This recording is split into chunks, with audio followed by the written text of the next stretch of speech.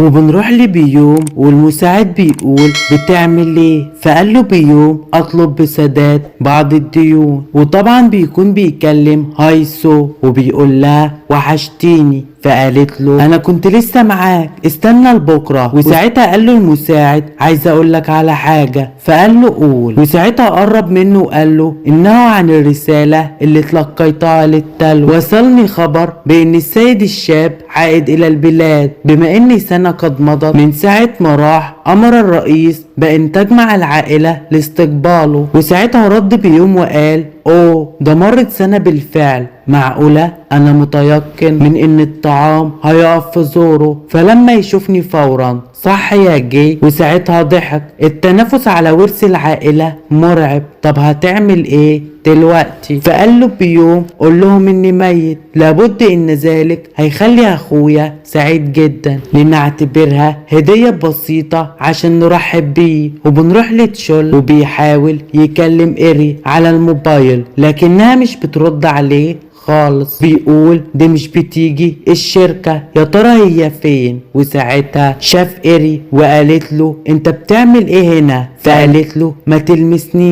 تلمسنيش بيدك القذرة اللي كانت بتلامسني في نفس الوقت اللي كانت بتلمس فيه امرأة اخرى. وساعتها قال لها لم ألامسها، اقسم اني ما كنتش معاها، ما قلتلك انا بقول الحقيقة. وساعتها قالت له انت بتتوقع من اني اصدقك؟ تتوقع مني؟ انت كذاب. وساعتها قال لها انا كنت عايش معاها عشان اسباب معينة وعشان ما عنديش مكان تاني ألجأ فيه، ولكني ما لمستهاش ابدا لما كنت معاكي، وكنت صادق في شأن طلاقي منها. عرفت انك هتتركيني لما تكتشفي حقيقة كوني مع طليقتي، ومع ذلك كنت معاكي، ما كنتش عايزة اخبي عنك اي حاجة. لا تقلقي، لن اعود مرة تانية، انا عايزة اعتذر منك، ولكن لست بذلك القذر من انعدام الضمير. وما تشربيش كتير، انتي مش بتتحملي الكحول ولا تسهري، وحاولي تأكلي، وأأمل أن تقابلي رجل أفضل مني. وفضل يكتب عليها وسابها ومشي لحد ما نادت عليه وقالت تشول ما تروحش في حتة، وفضلت تعيط. وساعتها قال في باله كما توقعت تماما. وبنروح لهايسو وبتكون رجعت للبيت المتهالك المتواضع وبتقول أكنت ساذجة لدرجة تعهدت بحياتي لذلك الرجل بسهولة دون أن أعرف حياته. نويت أني أتجاوز اللي حصل وأنساه دون ندم، ولكن في نهاية المطاف وجدت نفسي عاجزة عن لمس أغراضك أساسا. وساعتها موبايلها بيرن وبتقول يا ترى هذا اتصال من جامع الديون، من غيرهم بيتصل في مثل هذا الوقت المتأخر، أرجوكم دعوني وشأني المرة دي بس. وساعتها رن مرة تانية وفجأة بتبص بتلاقي بيوم اللي بيتصل. وساعتها قال لها أخيرا ردتي؟ فقال لها لم أطيق الانتظار عشان استنى لبكرة لأسمع صوتك، هل انخفضت حرارة جسمك؟ فقالت أيوة. فقال لها ليه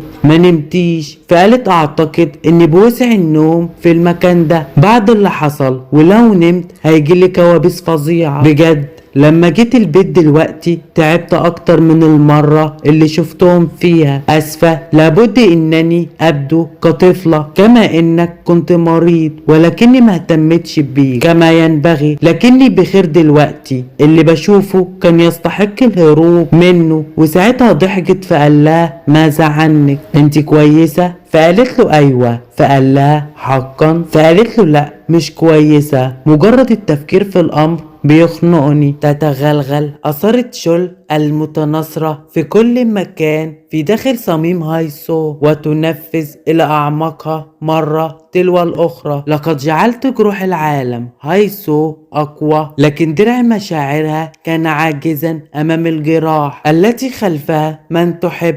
فقال لها طب ماذا لو جربت الخروج عن المألوف؟ فقالت له الخروج عن المألوف؟ فقال لها ايوه، على سبيل المثال ان توعدي شابا اصغر منك سن تماما كما فعل زوجك. هناك أشياء لم تقومي بها لحد دلوقتي، أشياء كنت عايزة تعمليها ولكنك اتخليتي عنها، زي العيش من رجل شخص آخر. وساعتها قالت له في الواقع اتبادر الكلام ده في ذهني قبل كده. هايسو بسبب تحريضاتها الملحة والمقنعة على الخروج أبدعت دون التفكير وجابت سجاير، وبتقول بيأنبني ضميري والخجل كمان، واشتريتها كما لو اني مراهقة مش فاكرة حاجة زي دي. لما كنت مراهقة كانت شل يحب انه يدخن، ولما قابلته لأول مرة كان شكله بلطجي وسرسجي، وساعتها قال لي عزيزتي التدخين انه مفيد للصحة ايا كان، يستحيل ان ادع عزيزتي تشم دخان السجائر. كل لما اقول كده بحس بموجة مشاعر لطيفة توقعني في غرامك اكتر فاكتر، وهكذا مرت 13 سنة. في الايام الباردة كنت اراقب ذلك الدخان اللي قدامي وبقول هل اكون مرتاحة لو دخنت مثله، وفكرت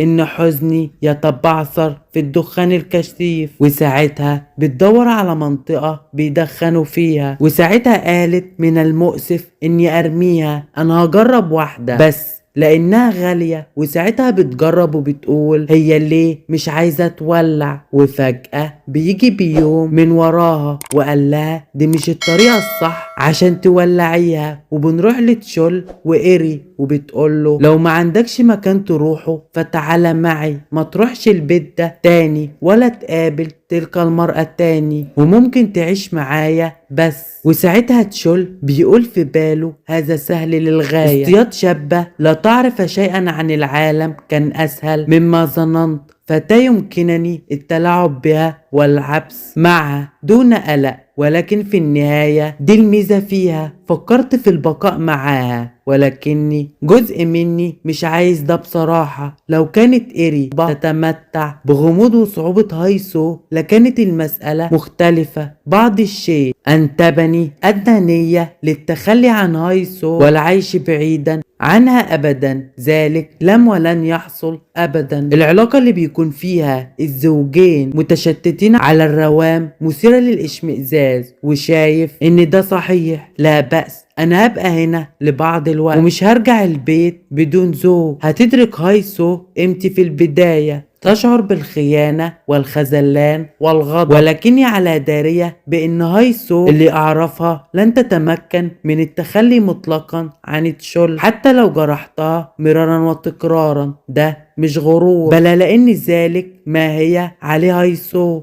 وبنروح لبيوم وهايسو وبيقول لها دي مش الطريقة الصحيحة لشرب السجاير، وساعتها قالت له انت ازاي عرفت مكاني؟ فقال لها انت قلتي من شوية انك رايحة المتجر واقرب متجر من بيتك هو ده صح؟ فقالت فهمت. فقال لها على اي حال هل تريدين المحاولة التانية؟ هساعدك المرة دي. فقالت هايسو ببالها غريب، ريحته مش سجاير خالص وشكله مش بيشرب. فقالت له انت بتدخن؟ معاك ولاعة؟ فقال لها كلا لا أدخن. فقالت له طب ليه معاك ولاعة؟ فقال لها دي بتاعت واحد صاحبي أقسم إن دي الحقيقة. فقالت له أصدقك؟ لابد إنك شايفني غريبة، التفكير بالتدخين أمر خارج عن المألوف. قلت أجربه، وبيتقال إن الرجال لا يحبون النساء اللواتي يدخن. فقال لها كلا على الإطلاق، من الظريف نوعا ما إنك تحاولين تجربة ذلك على الرغم من إنك لا تفهمين شيئا عنه سواء كان تدخين أم لا.